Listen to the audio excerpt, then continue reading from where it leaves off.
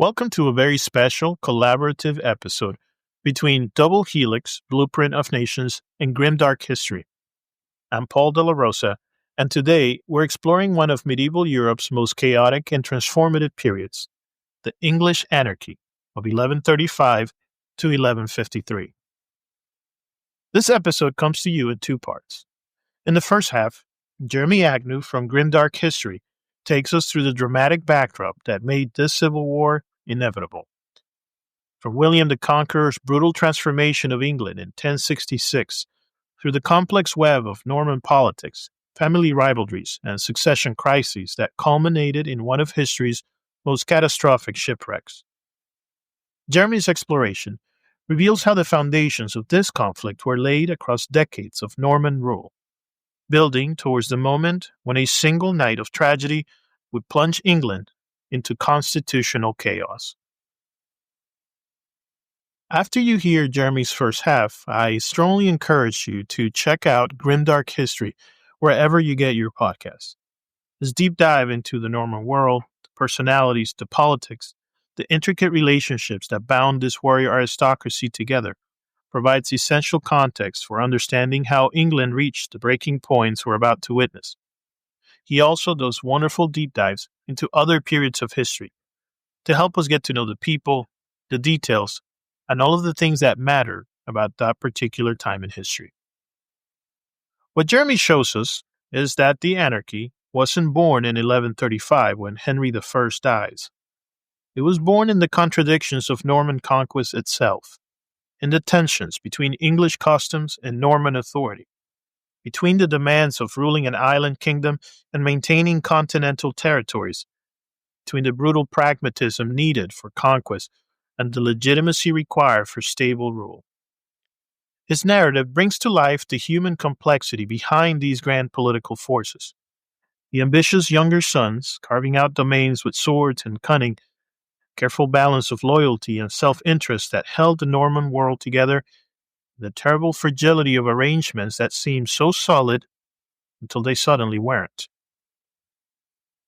In the second half, we'll witness what happens when all of those carefully maintained balances finally collapse, when England's crown became the prize in a conflict that would reshape not just medieval politics, the very nature of royal authority in England itself. To his most loving lord, Robert, son of King Henry and Earl of Gloucester, William, librarian of Malmesbury, wishes, after completing his victorious course on earth, eternal triumph in heaven. Many of the transactions of your father of glorious memory I have not omitted to record, both in the 5th book of my regal history and in those 3 smaller volumes, which I have entitled Chronicles. Your Highness is now desirous that those events which through the miraculous power of God have taken place in modern time in England should be transmitted to posterity. Truly, like all your other desires, a most noble one. For what more concerns the advancement of virtue, what more conduces to justice than to recognize the divine favor towards good men and his vengeance upon the wicked? What, too, can be more grateful than to commit to the page of history the exploits of brave men, by whose example others may shake off their indolence and take up arms in defense of their country? This quote was the introduction to my primary source for today's episode, and that is by the author, William of Malmesbury, to Robert, the Earl of Gloucester, the half-brother of the Empress of England, the Queen of England, Empress Matilda or Queen Matilda, however you want to talk about it, but we're going to dig into that today. But I just thought I would open with this because I love being able to draw direct quotes and give them to you. And nothing I thought I read encapsulated the spirit of William of Malmesbury's history as that quote that I just read. One of the great things that I love about history is getting to share and explore history with you from firsthand accounts. If you're a fan of the show, if you followed along, then you know that we've shared several of these accounts so far. And if you're a brand new listener today, you're going to get a treat because we're going to get one of these firsthand accounts today. Today, I'm going to share with you not only a firsthand account of somebody who lived through these events that we're about to talk to, but who was literally present in the room for some of its key moments. This person is a monk known to us as William of Malmesbury, and he lived from 1095 to 1143 Common Era. Now, William of Malmesbury already had some fame amongst the nobility of England prior to the events we're about to discuss. William, he wasn't any major person, but he had fame because he was extremely well educated, and he had recently written and published a book called The Deeds of English Kings, in which he wrote a biography of all the kings of England right up until the period that we're just about to discuss today. After the events happened, a period of time known as the Anarchy, which is what we're going to be talking about, Malmesbury was commissioned by one of our main characters, a man by the name of Robert, Earl of Gloucester, and he was commissioned to write a history of the current events that we're going to talk about today. So as always, whenever we're dealing with these first-hand accounts, we have to take them with a certain grain of salt. Being commissioned by the brother of the Queen, who's we're about to talk about, obviously comes with it a pressure to show favoritism to the king or queen that you're writing the history for. So take some of what I'm going to say with a grain of salt, but that's fine when we're talking about history because I'm just sharing my love of history with you. And we're going to review the events today as written by William of Malmesbury. And so let's start today in a rough period of time. You know, we're going to be talking about today a period of time in English history known as the Anarchy, as we go through a generation-long civil war that racked England and split the country in two. Before we get to the events of the Anarchy, which is going to be looked at in the second half of the episode today, we're going to talk about the lead up to that, the dominoes that I love to dig into the details of and figure out and understand all the things that lead to the main event. So we're going to start very, very briefly with the period of time immediately following the reign of William of Normandy. You know, what does England look like in this time period? It's in a process of radical transformation. From the end of William of Normandy's reign to the beginning of the period of time we're talking about, the Anarchy, is roughly 70 years. So William of Normandy invades England, conquers it, installs his Norman nobility, rejiggers the entire government system, and bends it to the will of Norman nobles. Then we have the sons of King William. William dies in 1087, and the throne passes to William's third son, another William, and this guy's known to us as William of Normandy as well. So we have William the Conqueror, and then on his death in 1087, his third son, William of Normandy, becomes king. William of Normandy rules for roughly 12, 13 years, give or take. William had many sons, and William William of Normandy becomes king. A couple of other sons get lands in Normandy. And one of our main characters, Henry, is William's fourth son. He doesn't get any lands in the inheritance. He gets some money, and he gets the assumption that when the wife of William the Conqueror dies, Henry will inherit her lands. However, the new king, William II, the third son of William of Normandy, dies in a hunting accident. And there's suspicion about whether or not this was a real accident. Was it a murder? We'll never know. But there's some suspicion there, so I'm going to throw it out. Of course, William of Malmesbury does not talk to us about this suspicion. But immediately following the death of William II, one of our main characters, Henry, seizes the throne.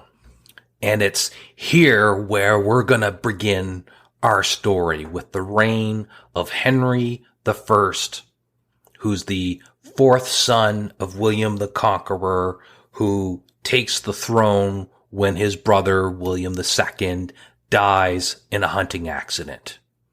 Let's start with understanding, what does England even look like? We all have an idea of, an ancient England filled with knights and towns and all that sort of thing. And if maybe you've seen the TV series, The Pillars of Earth, or read the book, The Pillars of Earth, that the TV series was based off of, it's a great little mini series. If you can get it, it's well worth watching. But that period of time from The Pillars of Earth sets itself in the Anarchy and right where we're starting our story today. So this is, again, roughly 70 years since the invasion of William of Normandy from 1066. The language of the common people across England would have been a form of Anglo-Saxon, known to us today as Old English. It's very Germanic sounding. There's not a lot in common to us with our modern English, but you'll see words. You might even hear a few words that kind of sound familiar. So they're speaking Old English, the commoners across the country. However, the language of the court, the language of nobility, would have been Norman French. Very few of the resident Anglo-Saxon nobility supported the invasion of William the Conqueror, and William replaced almost all the Anglo-Saxon nobility with Norman nobility and those people who supported William financially on his invasion. So we have one generation after this is culture shock around England, as the nobility is basically replaced almost in its entirety.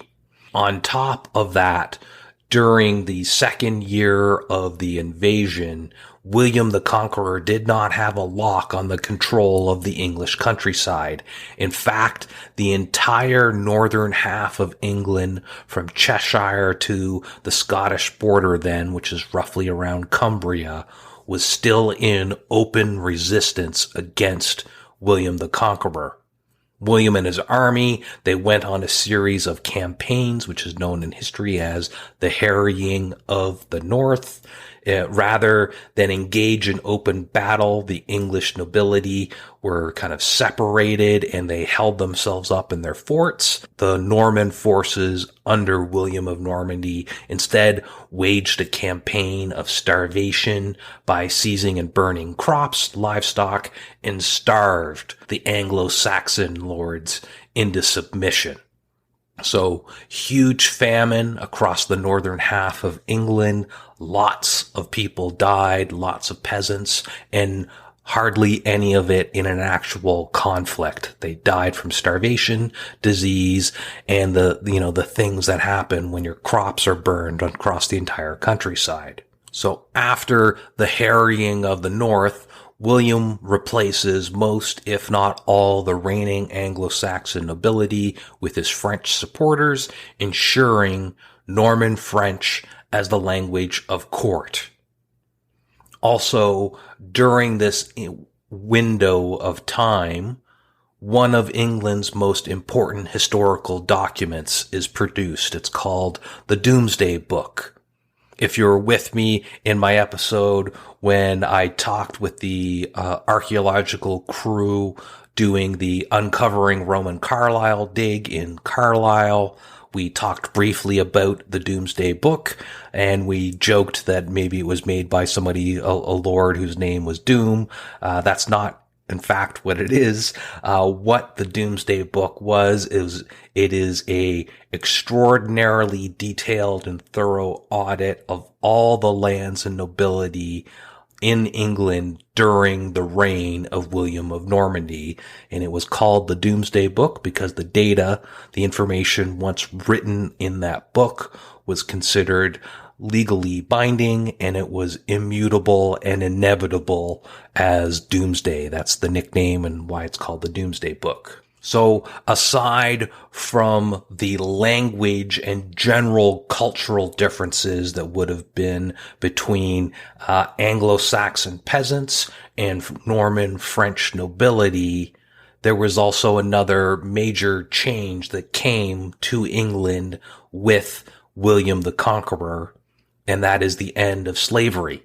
Anglo-Saxon kings and nobility practiced slavery all across England, and William of Normandy, Norman French, they used the French system of serfdom, and, we might split hairs over whether or not serfdom is slavery or just slavery by another name. I'm not going to get into how bad one was versus the other, but regardless, serfdom was implemented, and the Anglo-Saxon practice of slavery and enslaving was changed, and serfdom replaced that.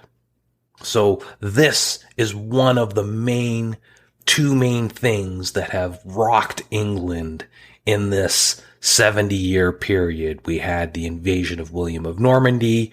We had the replacement of almost the entirety of English nobility, and then slavery was abolished and replaced with serfdom. So we have a bunch of nobles, hardly any of who speak the language of the commoners and can really communicate with them.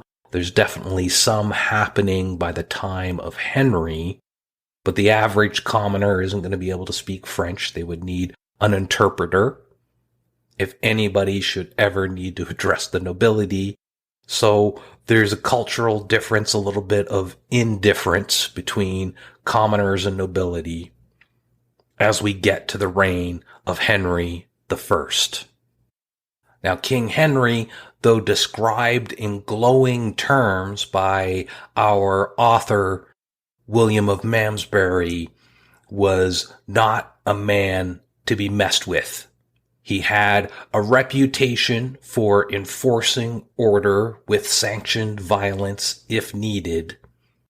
And the early years of Henry I's reign was by no means 100% peaceful. There was a very brief conflict with his other two brothers who, shockingly, all of them felt that they had a claim to the English throne. So there was a brief period of conflict between Henry I and the other two sons of William the Conqueror. And then Henry locked up his reign, but there was still a lot of conflict and lawlessness in the countryside. Remember, we still have a countryside that is still learning to adjust to being under Norman rule, different ways of doing things, Norman laws. And then there's still the entire northern half of England, which is recovering from the harrying of the North from years earlier. So there's a lot of poison in the well of the commoners over the heirs of William and the Norman nobles. So King Henry I was quite ruthless in his early years in establishing law and order. However, it's hard to argue with results, and it did seem, at least from our friend William of Malmesbury, that the English countryside was quickly restored to good order, and a period of relative peace settles on England and Norman lands, leading to the reign of Henry I to be seen as one of the first positives in over 70 years since before William the Conqueror. William of Malmesbury describes Henry I as average height, black hair, he had a receding hairline, but he was a heavily muscled man. You didn't want to mess around with him. But he is also a smooth political operator. He adjusted well between life at court and politics. He was equally smooth and capable dealing with nobility, dealing with clergy, dealing with whatever commoners he would have dealt with, the soldiers.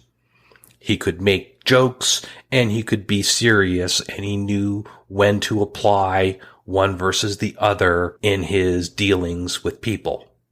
Henry also commissioned the construction of several monasteries in England and Normandy, which, if you're at all familiar with the Pillars of Earth book or TV series that I talked about or mentioned earlier on, is a huge part of that series or that book, building a massive cathedral in the English countryside.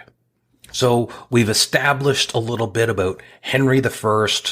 We have an idea of the wider life of England and English nobility. But of course, the Roman Catholic Church and the clergy is extremely crucial to the life of any monarch. And it's no less so during the reign of Henry I and his heirs and the period of the Anarchy. So I think it's important we just take a moment and understand two key things about life in England. The first is how the inheritance of the English throne is determined. At this moment, it's not necessarily taken for granted that the first son will inherit the throne, nor is it even a certainty that any sons of a king will inherit.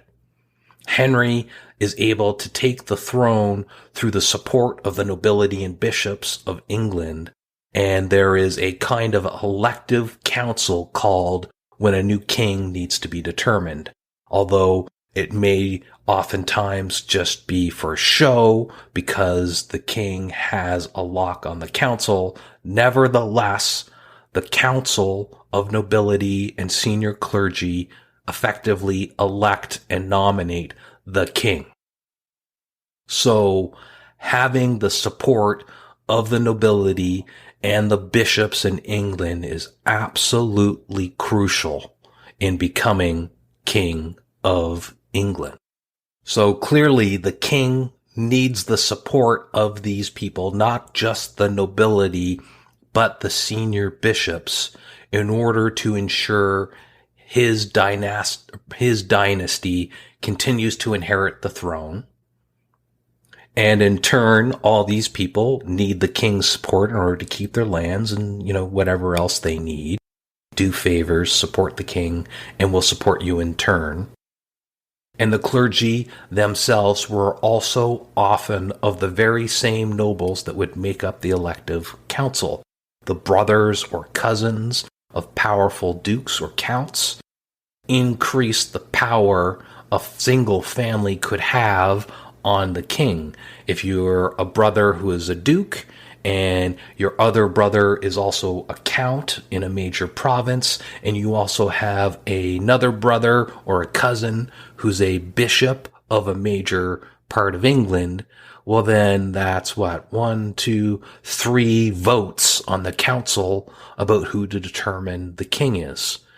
And you myself may also have alliances and deals with other dukes, other counts, other bishops, so you can see voting blocks being a thing that the king has to deal with. So being the bishop or the head of an important monastery not only gave you a lot of influence on the king, but it also gave you access to being very wealthy. You were a rich man. And so a powerful family might have a duke, might have one or two counts, and might even have a bishop within their family and maybe a senior monk at a powerful monastery that rakes in a lot of cash. Should the king happen to die, their votes to support the heir of the king were potentially very crucial.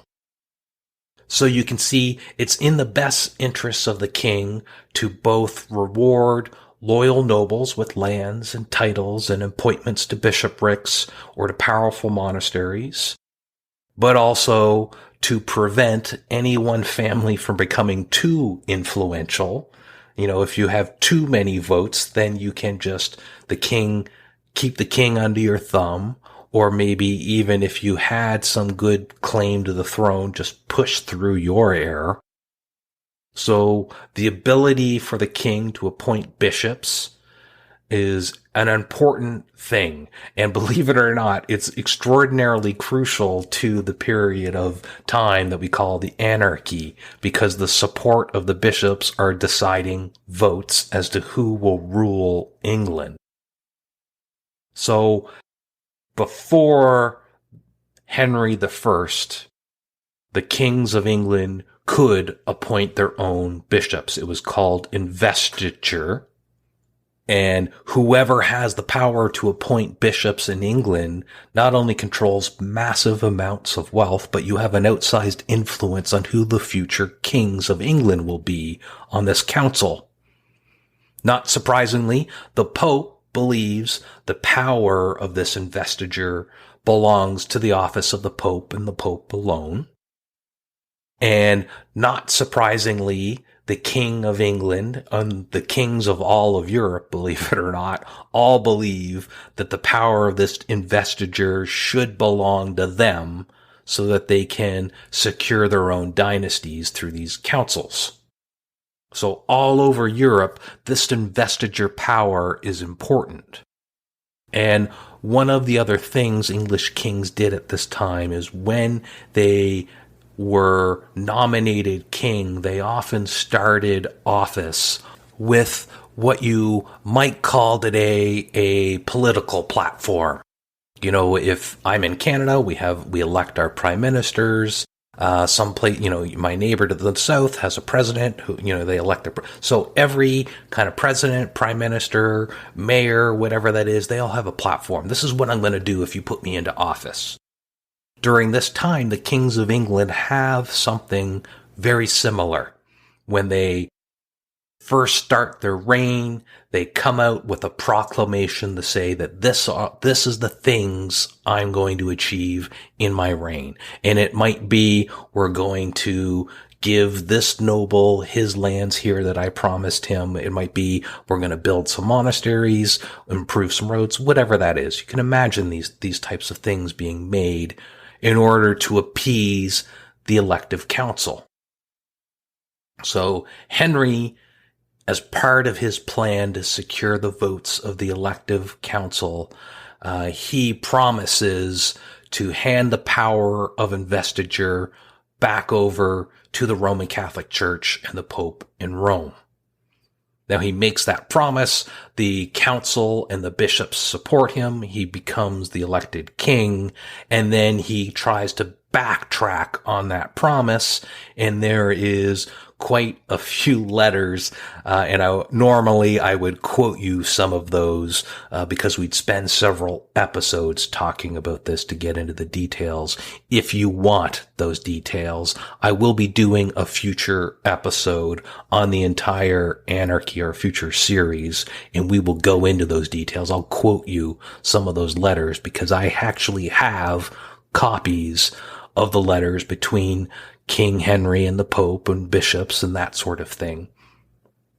However, there's a series of letters exchanged where Henry is effectively trying to extract from the Pope and the bishops their unwavering oath that they will support whoever Henry nominates for his heir. And they ultimately firmly agree to do that. And then Henry agrees to hand the power of investiture back over to the church. And this is a thing that's well celebrated by William of Malmesbury, who's a Roman Catholic monk in England. So obviously he would celebrate any gain the Catholic Church had in what he felt was their God-given right. So we have, as one of our main characters, King Henry I of England, who's the son of William the Conqueror of Normandy. His initial reign, was marked by some violence, some argument to get a lock on the support of the church for his heirs. And then there is a long reign of peace across England in which Henry is very well looked after and regarded. The wife of Henry, who has a very minor role to play in our story, but we're going to take a few brief moments and we're going to talk about her. Her name is Matilda, Queen Matilda. She's often referred to as Good Queen Maud. Queen Matilda spent her early years in a nunnery. She was extremely pious, and she is a Scottish princess. In fact, for all our fans of Shakespeare here, Matilda is the daughter of Malcolm III of Scotland, who is King of Alba, and this is the same Malcolm who is one of the characters in Shakespeare's Macbeth. So if you've read Macbeth, if you're familiar of the story of Macbeth, the character of Malcolm in Macbeth is Matilda's father. So this is how close in time Macbeth is to the period that we're talking about. So she's a Scottish princess. There isn't a united kingdom of Scotland yet. There's actually the kingdom of Alba is who Malcolm is the king of. So I think it's like the northern half of Scotland. She's also has in her blood Anglo-Saxon kings of England. So she has in her blood that line of nobility. So by Henry I marrying her, not only is he ensuring the Norman nobility, but he is bringing some legitimacy back by getting somebody who has that Anglo-Saxon king blood in their veins and putting that back on the throne. And she is extraordinarily well regarded. Not only does she have this nickname, Good Queen Maud, she has a reputation for being extremely pious and religious, but she also acted as regent of England for several years while Henry was off on his travels. So she's a competent political operator on an equal level with King Henry I. And through King Henry and our Queen Matilda, we have two heirs to the King of England. We have William of Adelin, who is the oldest son and the first son of King Henry, and we have the daughter of Henry and Matilda, who is also named Matilda after her mother. So these are our two crucial main characters that I'll be talking at in a moment.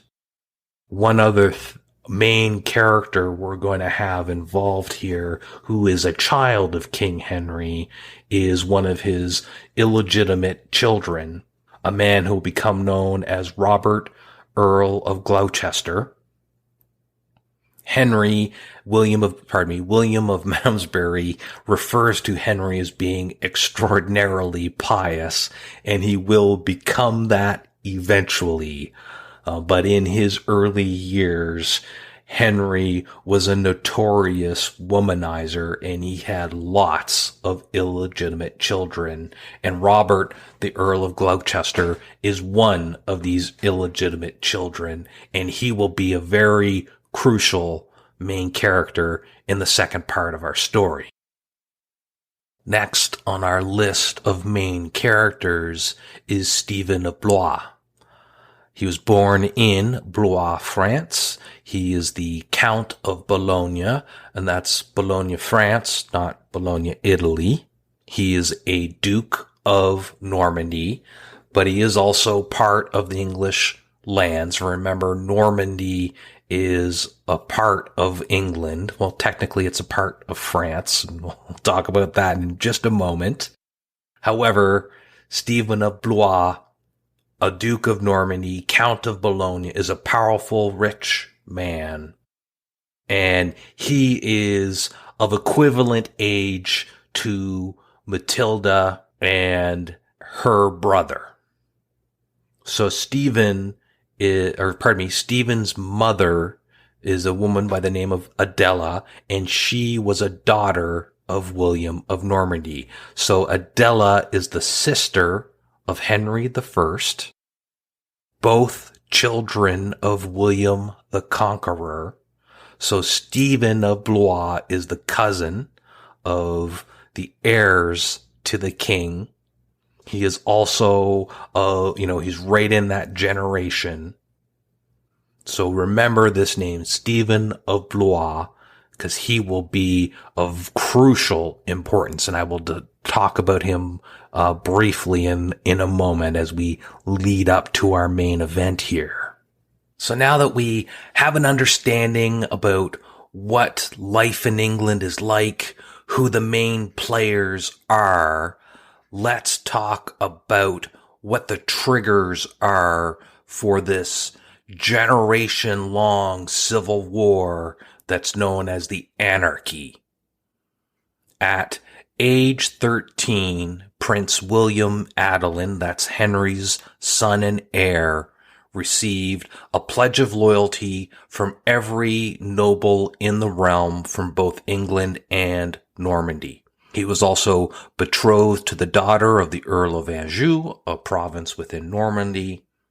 And at that exact same time, the King of France demanded the Duke of Normandy come and pay homage to him. Well, at that time, the Duke of Normandy is actually King Henry I. So this is a power play from the King of France. He's trying to make King Henry come and pay homage and bend the knee to him, which King Henry doesn't want to do. So at age 13, King Henry negotiated with the King of France to have his son become the legal Duke of Normandy. And then he sent Prince William to the King of France to pay homage, which was all well and done. And at that time, Henry and William, his court, and a bunch of the children of the nobles who were sent to be with William Adelin all went to Normandy, and they stayed there for several years, effectively ruling the lands from Normandy. And after 4 years passed, Prince William Adelin will be approximately 17 years old, and Henry decides to return to England. The trip across the Channel was split into 2 ships, one for the king and his court, and the other for the prince and his. Being the heir presumptive to the Kingdom of England, William Adelin had most of the children of the English nobility with him, ones who were of his approximate age group. The noble families were obviously hopeful that their own children would become friends with the prince and benefit from being in his good graces when it came time for Prince William to become King William. The prince reportedly spent the afternoon drinking with his friends on shore while his father left in the first ship. with the intention of being able to leave later and still beat Henry across the channel. King Henry had given William one of the fastest and newest ships in his fleet. It was named the White Ship, and unfortunately, it seems the evening launch of the ship to have been a poor choice, as the ship was barely away from the coast when it struck rocks, got stuck on them, and then took on water and sank. Some rowboats were managed to be launched from the ship. The prince and a few others were on one such boat, and according to survivors, as the prince was rowing towards the shore, he heard the cries of his half-sister, the Countess of Perche. That's another of Henry's illegitimate children. She was crying for help, and he turned the rescue boat around to go and help her. And as he did so, as he was moving through the water towards the ship, the people that were already in the water and drowning started latching onto his boat while he was trying to make his way to his half-sister. And the weight of the people grabbing onto the boat became too much, and it too capsized. It overturned, the prince fell into the water, and along with everybody else on that boat, they all drowned. So much of the English nobility, or the children of the English nobility, drowned in what has become known as the White Ship disaster.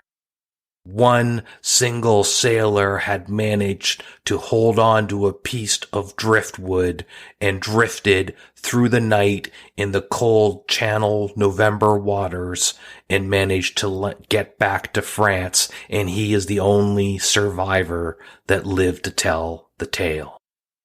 King Henry, though crushed, would not have any more heirs until his death, leaving as the only possible heir to the Kingdom of England his daughter Matilda.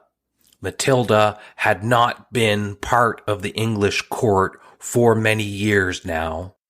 At the age of 6, she was married off to the Holy Roman Emperor Henry V, and she was sent off to Germany to be raised there.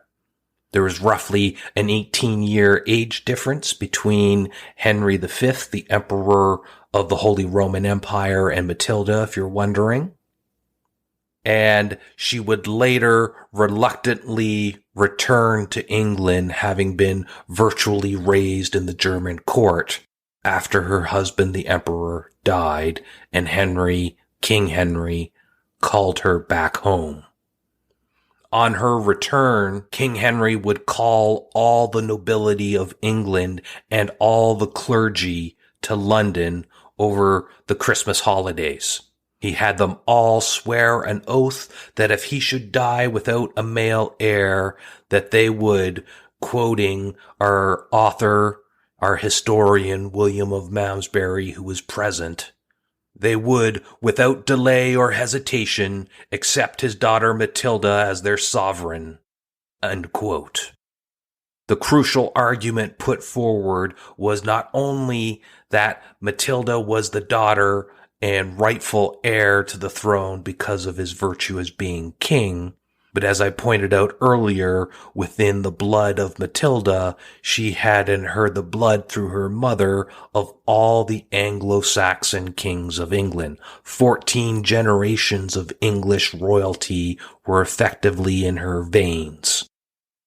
The Archbishop of Canterbury, which is the head of all the church or all the clergy within England, he was the first to swear the oath of loyalty, followed by the entire rest of the clergy, that would be all the bishops, as well as the senior monks from the senior major monasteries. Then Matilda's uncle, King David of Scotland, swore an oath to uphold her right as heir. Robert, the Earl of Gloucester, that's her half-brother. All the nobility swore this oath, including Stephen, that I talked about, who was her cousin. And then Henry married Matilda off to a French noble who he needed as an ally. 10 years later, King Henry would have all the nobility and clergy, including Stephen of Blois, renew that very same oath, promising to uphold Matilda as heir. But later that same year, William of Malmesbury writes of some terrible portents that racked England. A disease swept through most of the livestock in the country, killing many of the animals they used for feed, causing a famine, later followed by both an eclipse and an earthquake. William said the following of the eclipse, quote, "I saw the stars around the sun, and at the time of the earthquake, the walls of the house in which I was sitting was lifted up by 2 shocks and then settled again with a third." As the year continued on, Henry would catch ill during a hunting trip and then die very shortly afterwards, setting up what should have been a smooth succession for his daughter Matilda, whom all the clergy, all the nobility, including our friend Stephen of Blois, had twice sworn an oath to honor and acknowledge her as the heir to the throne of England. But let's find out what happens in the second half of our episode. The night air cuts like a blade across the frozen Thames, and snow falls so heavy it seems to muffle the very concept of sound. It is December 6, 1142, in Oxford, England. Empress Matilda stands at a narrow window in Oxford Castle, watching the campfires of Stephen's army spread across the winter landscape like fallen stars. For 3 months, those fires have burned, a constellation of siege that has slowly, methodically, strangled her rebellion.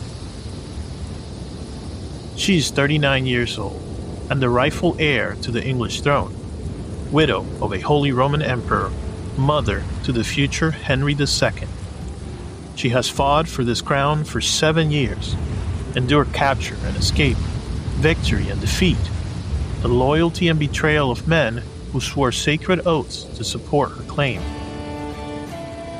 Tonight, for the first time since landing in England, she faces the possibility that it might all end in the cold Tower Road overlooking a frozen river. Behind her, 3 of her most loyal companions prepare for what any reasonable person would call suicide. They wrap themselves in white cloaks, check the ropes that they'll use to scale down the castle walls, test the sharpness of daggers, pray they won't need. The plan is madness.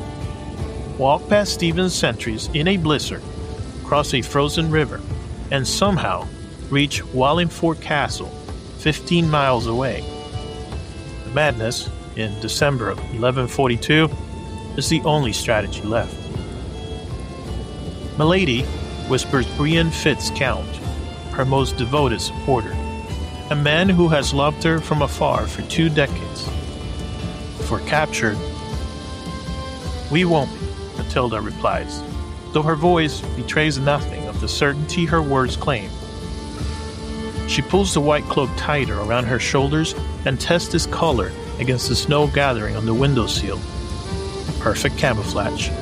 If perfect camouflage can overcome the fundamental impossibility of what they're about to attempt. Outside, she can hear Stephen's soldiers calling passwords for each other, their voices muffled by wind and snow. Some of these men she knew as courtiers in her father's time, when they swore oaths to support her succession. Now, they hunt her through a winter night, following a king whose only legitimate claim to the throne was that he'd seized it faster than she could. At precisely midnight, they began their descent, hand over hand down the rope that grows slick with ice, past stone walls that have protected English royalty for decades, but tonight offer only the echo of their breathing. When they reach the ground, the snow is so deep it comes nearly to their knees, and so thick they can barely see 5 feet ahead. And yet, they begin to walk. This is the story of the Anarchy period on Double Helix, Blueprint of Nations. You know how they say you can't understand someone until you walk a mile in their shoes? Well, I'd argue you can't understand a nation until you've walked through its history. Not just the highlight reel or the sanitized version you find in textbooks. I mean really getting into its DNA. Those defining moments that shaped everything that came after. Those moments where paths were chosen, where decisions were made in palaces and backrooms and city streets that changed the course of millions of lives. I'm your host, Paul, and this is Double Helix, Blueprint of Nations, where we unravel the genetic code of countries through their most transformative moments. Think of it like ancestry testing, but for entire nations. We dig deep into the historical DNA, finding those crucial moments that made countries who they are today.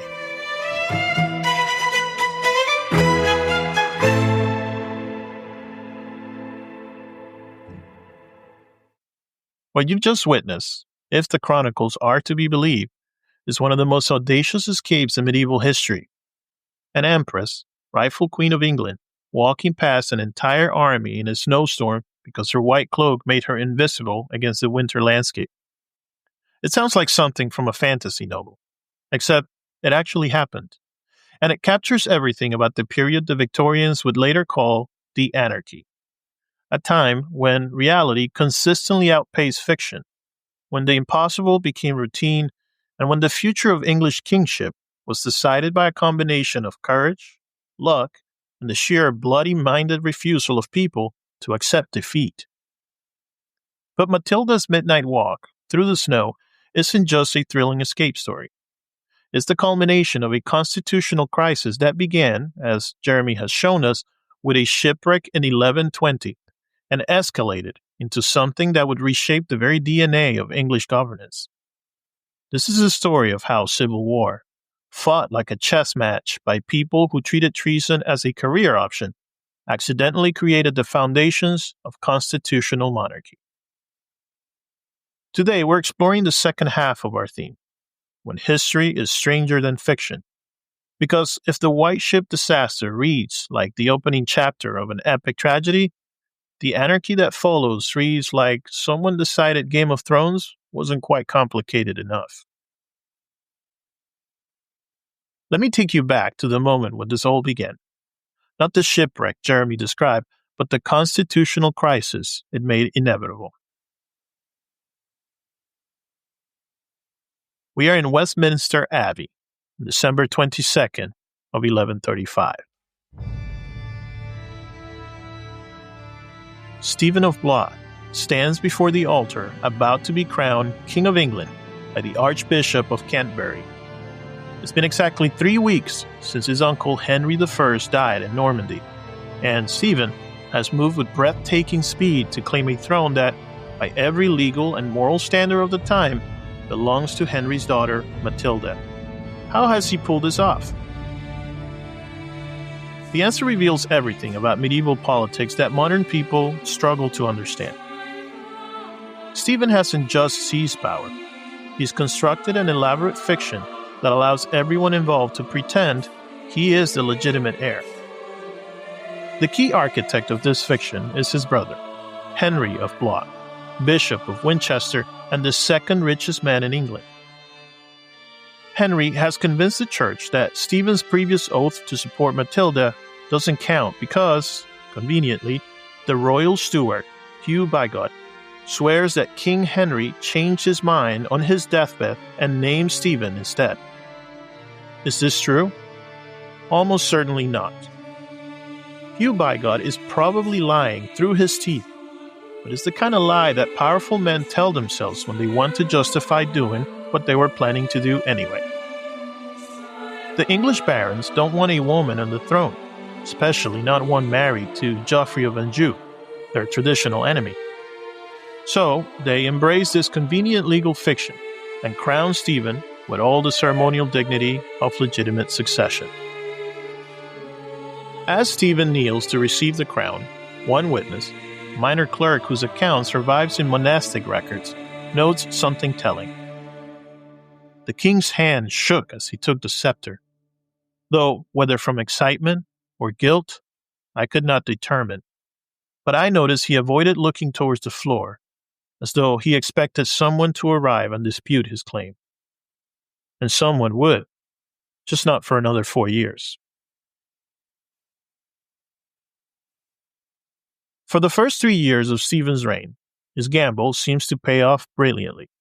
He is everything his predecessor wasn't. It's charming where Henry was harsh, generous where Henry was miserly, accessible where Henry was remote. He hands out heirlooms like party favors, grants land and privileges with the easy confidence of a man who believes loyalty can be purchased. But Stephen has made a fundamental miscalculation. He's assumed that successful kingship is about popularity, about being the kind of ruler people want to serve. What he hasn't grasped is that medieval kingship is about fear, and not just fear of the king's displeasure, but fear of the consequence of opposing a king who might actually win. And by 1138, as rebellions begin to flare across his realm, Stephen is starting to look like a king who might not. The catalyst comes from an unexpected source. Robert of Gloucester, Henry I's illegitimate son and one of the most powerful men in England. For 3 years, Robert has kept his peace, apparently accepting Stephen's rule. But in 1138, he makes a choice that will plunge England into civil war for the next 15 years. Gloucester Castle, summer 1138. Robert stands in his private chamber, dictating a letter to Stephen that represents a formal renunciation of feudal loyalty. What medievalists call defiance. The words are carefully chosen, precise in their legal implication. To Stephen, who calls himself King of England, I renounce the homage and fealty I have sworn to you, for you have broken faith with my father's memory and usurped the throne that rightfully belongs to my sister, the Empress Matilda. Robert's secretary, a learned clerk named William of Malmesbury, pauses in his writing.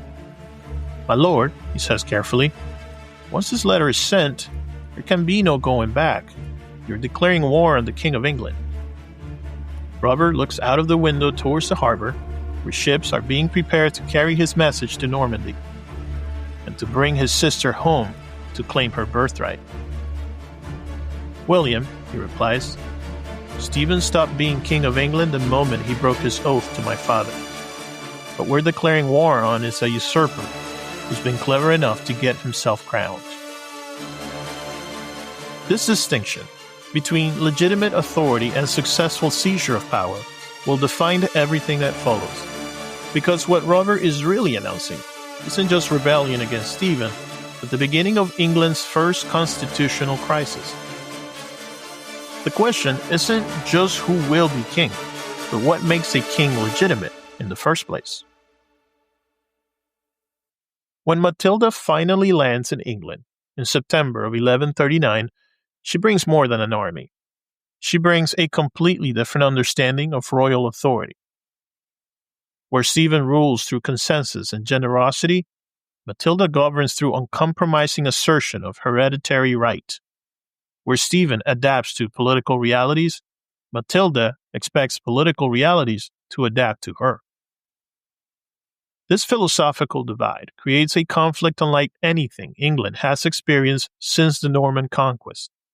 It's not just civil war. It's a laboratory for testing different theories of kingship, played out with real armies and real consequences. Arundel Castle, September 1139. Matilda has just landed and taken refuge with her stepmother, Queen Adeliza. Stephen faces his first crucial decision: storm the castle and capture his rival immediately, or allow her safe passage to rally her supporters. Any competent military strategist would choose the first option. Stephen chose the second. Why? Because Stephen still thinks like a usurper trying to prove his legitimacy, not like a king defending his throne. Attacking a castle where his stepmother has claimed sanctuary would violate the chivalric code he desperately needs to uphold. So he hands Matilda safe passage to Bristol, where her brother Robert waits with an army. As one chronicler acidly observed, the king showed much courtesy to his enemies that he might as well have provided her with a siege engine and a map of the castle's weak points.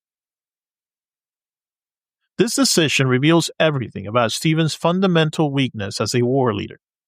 He's fighting for a crown he seized through decisive action, but now he's paralyzed by the very scruples that were supposed to be legitimized with his seizure. It's a contradiction that will haunt him throughout the war. The war that follows defies every convention of medieval conflict. Instead of the decisive battles that usually settle succession disputes, England gets a grinding, attritional struggle that lasts nearly 2 decades. Instead of clear victories and defeats, there are endless sieges, temporary captures, negotiated truces, and bewildering changes of allegiance. Take the Battle of Lincoln in February of 1141, the one moment when it seems like the war might actually be decided by conventional military action. Stephen, besieging Lincoln Castle, finds himself attacked by an army led by Robert of Gloucester and Ranulph, Earl of Chester. Instead of withdrawing to fight on better terms, Stephen chooses to give battle immediately. Picture the scene. A winter morning. 2 armies facing each other across frozen mud. The King of England personally leading a cavalry charge because that's what heroic kings do in the stories that he's grown up reading. For a moment, it must have felt like the old certainties still applied, that divine right and personal valor could settle questions of legitimacy. Then, Stephen's horse is killed from under him. His battle axe breaks. Earl Robert's men surround him, and suddenly the King of England is a prisoner, chained by the ankles in Bristol Castle like a common criminal. News of Stephen's capture creates a constitutional crisis within the constitutional crisis. If the king is a prisoner, who rules England? Matilda moves quickly to fill the vacuum, styling herself Lady of the English and preparing for coronation in London. For a brief moment, it seems like the war might actually be over. But this is where reality becomes genuinely stranger than fiction, because the people of London, not the barons, not the church, but the actual citizens of the capital, take one look at Empress Matilda and essentially tell her to go get lost. London, June 1141. Matilda has established herself in Westminster, demanding taxes to pay her army and grants to reward her supporters. She's imperious, uncompromising, refusing to negotiate with the city's merchants and guild leaders who've come to express concern about her policies. The meeting doesn't go well. As one witness records, the Empress spoke to the London burgess as though they were servants, not citizens. She demanded rather than requested, commanded rather than consulted. Would they protest the size of the tax levy? She reminded them that she was their rightful queen by divine appointment, not by their sufferance. What happens next belongs in a comedy, except for the very real political consequences. The citizens of London, merchants, artisans, apprentices, riot. Not a palace coup orchestrated by nobles, but actual urban revolt by people who decided that they don't want this particular queen. They storm Westminster, forcing Matilda to flee the capital before her coronation can even take place. Think about what this means. The rightful heir to the English throne, whose claim has been acknowledged by half the nobility, is chased out of her own capital by angry shopkeepers. Medieval chroniclers struggle to find precedent for such an event, because there really isn't one. The idea that popular opinion could override hereditary rights simply doesn't exist in their political vocabulary. But it happened, and it reveals something profound about the nature of royal authority that neither Stephen nor Matilda fully understood. Power wasn't just about legal claims or military force. It was about acceptance, about the complicated relationship between rulers and ruled that couldn't be reduced to simple formulas. Meanwhile, Stephen's wife, also named Matilda because medieval naming conventions were designed to confuse future historians, has been busy. While her husband sits in chains, she's raised an army and captured Robert of Gloucester. Now we get the prisoner exchange that defines the war's essential character: the King of England for an illegitimate earl. Kings, in medieval theory, rule by divine right and can be treated like ordinary prisoners of war. Yet, here's Stephen, swapped like a chess piece because military necessities trump royal dignity. The exchange doesn't just free the king, it fundamentally alters the nature of English kingship by demonstrating that even crowned monarchs can be held accountable through force. But the war's absolute peak of impossibility comes the following winter, when Matilda finds herself besieged at Oxford Castle. Stephen has learned from his earlier mistakes. This time, there will be no chivalric courtesy, no safe passage. He's going to starve her out and end this rebellion once and for all. Which brings us back to that snowy night on December of 1142. Matilda, wrapped in her white cloak, walking past Stephen's sentries with 3 companions, crossing the frozen Thames River in a blizzard because camouflage and courage are her only remaining weapons. And if that wasn't enough, the escape works. Against all odds, against all military logic, it actually works. It's made right out of a movie script. By dawn, she's reached Wallingford Castle, 15 miles away, where Brienne Fitzcount waits with her horses and a garrison that remained loyal through 7 years of civil war.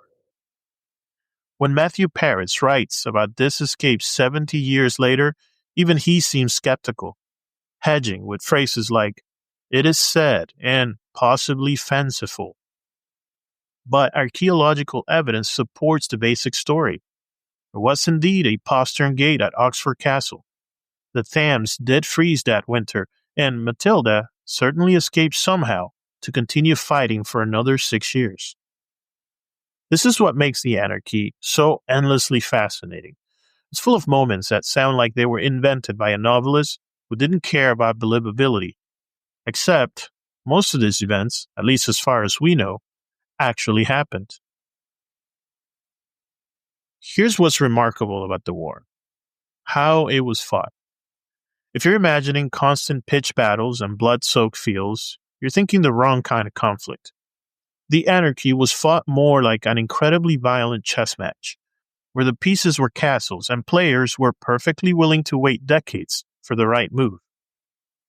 Archaeological evidence from places like Wallingford Castle tells us something fascinating about medieval siege warfare.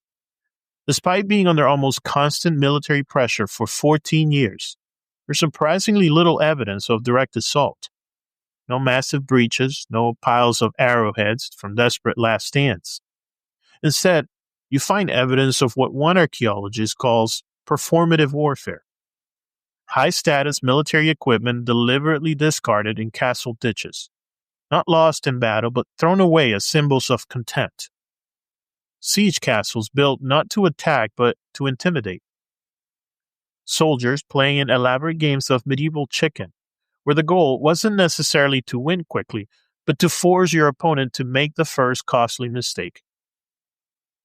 This is warfare as psychological theater, where appearances matter as much as reality. Stephen builds rings of siege castles around enemy strongholds, and not to storm them, but to demonstrate that he can afford to tie up armies for years at a time. Matilda's supporters respond by holding out behind walls that weren't really that strong, banking on Stephen's reluctance to take heavy casualties in direct assaults. The only really gory moment at Wallingford, when Matilda's supporters beheaded 60 of Stephen's archers, not in the heat of battle, but apparently as a calculated message about the consequences of serving the wrong side. It is a profoundly alien way of thinking about conflict. In our age of decisive battles and total war, the idea that you could besiege the same castle 3 separate times for over 14 years without ever seriously trying to take it seems almost absurd. But that is exactly what happened. By 1153, everyone was exhausted. The war had lasted 19 years, longer than most medieval kings ruled. An entire generation had grown up knowing nothing but civil conflict. The economic cost was staggering. Trade was completely disrupted. Agriculture devastated. Royal revenues a fraction of what they had been under Henry I. More importantly, the fundamental question that started the war, whether Matilda or Stephen had the better claim to the throne, had been rendered moot by this time. Matilda was now 51. Her active campaigning days were well behind her, but her son Henry was 20, married to Eleanor of Aquitaine, ruler of vast territories in France, and clearly the future, whether Stephen liked it or not.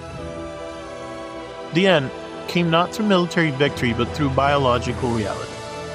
Stephen's sons, Eustache, his intended heir and the main obstacle to peace, died unexpectedly in August of 1153. And with him died Stephen's dynastic claims and any reason to continue fighting. The Treaty of Wallingford, signed on November of 1153, was a masterpiece of face-saving compromise. Stephen remained king for life, but acknowledged Henry as his heir. The Civil War was over, the succession crisis resolved, and the Plantagenet dynasty, which would rule England for the next 3 centuries, was established. Stephen died peacefully in his bed a year later, probably of the stomach problems that had plagued him throughout the war. Henry II would eventually be crowned without opposition, founding a dynasty that included Richard the Lionheart, John Lackland, and eventually Edward I Longshanks. So what did 19 years of constitutional chaos actually accomplish? On the surface, it seems almost pointless. Massive human and economic costs to reach a compromise that might have been negotiated in 1135 if people had been more reasonable. But the Anarchy changed something fundamental about English kingship. It established precedents that would echo through centuries of constitutional development. The idea that royal authority requires some form of consent. The notion that even legitimate monarchs could be resisted if they govern badly. The precedent that England's laws and customs were somehow separate from and superior to pure royal will. The chroniclers of this period, monks who lived through it, developed a distinctive voice that was critical of royal authority in ways that would have been unthinkable earlier. When they write about the sleeping of Christ and his saints during the Stephen's reign, they're not just describing political chaos, they're articulating a theology of good governance. The idea that rulers who fail their people lose divine favor. This is the intellectual foundation for every subsequent English revolution, from the Barons' War to the Civil War to the Glorious Revolution. The idea that legitimate authority has limits, and that those limits are enforced not just by military power, but by something approaching public opinion. The Anarchy also created England's first truly national literature of resistance. The Anglo-Saxon Chronicle, written by a monk at Peterborough, gives us the common man's perspective. They filled the land with castles. They greatly oppressed the wretched people by making them work at these castles. And when the castles were finished, they filled them with devils and evil men. They said openly that Christ and his saints slept. This is the voice of someone watching a kingdom tear itself apart over what seemed like minor problems. To ordinary people, they were all legal technicalities. Whether Matilda's gender disqualified her from rule, whether Stephen's oath to support her was binding, whether popular acclamation could override hereditary succession. These weren't abstract questions. Every castle built meant peasants forced into unpaid labor. Every siege meant crops burned and livestock stolen. Every year the war continued meant another year when local courts didn't function, when trade routes stayed dangerous, when the basic infrastructure of medieval life slowly crumbled. But in that suffering, something new was born. The idea that royal authority was accountable to more than just military force or legal precedent. The notion that legitimate government requires some form of consent from the governed, even if that consent was expressed through riot rather than the ballot box. Looking back from our 21st century perspective, the Anarchy offers characters and situations so dramatic that any competent novelist would tone them down for believability. A succession decided by who could lie most convincingly about a deathbed confession, a civil war fought like an elaborate game where the rules kept changing, an empress who escaped capture by camouflaging herself with winter weather, or a kingdom saved by the unexpected death of a prince nobody really liked anyway. But it also shows us something profound about how national identities are forged in crisis.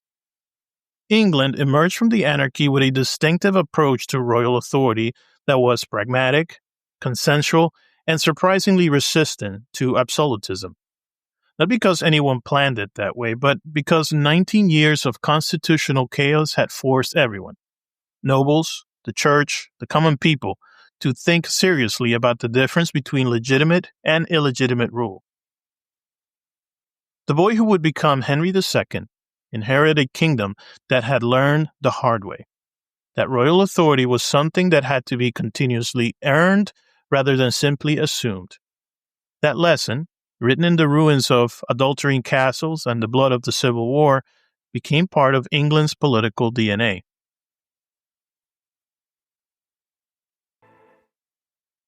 This has been our collaborative episode with Jeremy Agnew from Grimdark History. I hope you'll check out his podcast for his brilliant exploration of how the White Ship disaster set it all into motion and how historical reality often exceeds anything fiction writers would dare to invent. Before we close, if you're enjoying these journeys through the DNA of Nations, please take a moment to rate and follow both Double Helix, Blueprint of Nations, and Grimdark History, wherever you get your podcast. Your ratings help other history lovers discover the stories, and Jeremy and I both pour our hearts into bringing you the human complexity behind the moments that shaped our world. Share these episodes with friends who love history, leave reviews that help algorithms find fellow travelers on these intellectual adventures, and join our growing community of people who believe that understanding the past is essential to navigating the present. I also have some exciting news for longtime listeners. I'll be remastering the entire Colombian conflict series and the American Civil War episodes to better match the new cinematic direction the show has taken. So think of that as a director's cut. Same essential stories, but told with a deeper character focus and immersive storytelling techniques that we've developed over the past year or so. I'll also be revisiting some of the old friends from Season 1, where we first met leaders who had profoundly influenced the character and history of their nations. And these are not just reruns, they are completely reimagined episodes that will give you new insights into figures you thought you already knew. So stay tuned as these old but new episodes start hitting your feed in the coming months. Next time, on Double Helix, we continue our exploration of pivotal moments that shape nations, and we are traveling through Ethiopia and the Battle of Adwa on March 1st, 1896, when Emperor Menelik II of Ethiopia achieved something that seemed impossible. Picture Italian forces advancing into what they believed would be another easy colonial conquest, only to face an Ethiopian army that had spent months preparing the perfect trap. It was not just a military victory, it was psychological warfare against the European assumption of African inferiority. One day's fighting created Ethiopia's distinctive defiance reflex that sent shockwaves across the continent where European dominance had seemed inevitable. We'll witness how this single battle rewrote the rules of African resistance and created ripple effects that echoed through decolonization movements worldwide. Until then, thank you for listening. We will see you soon.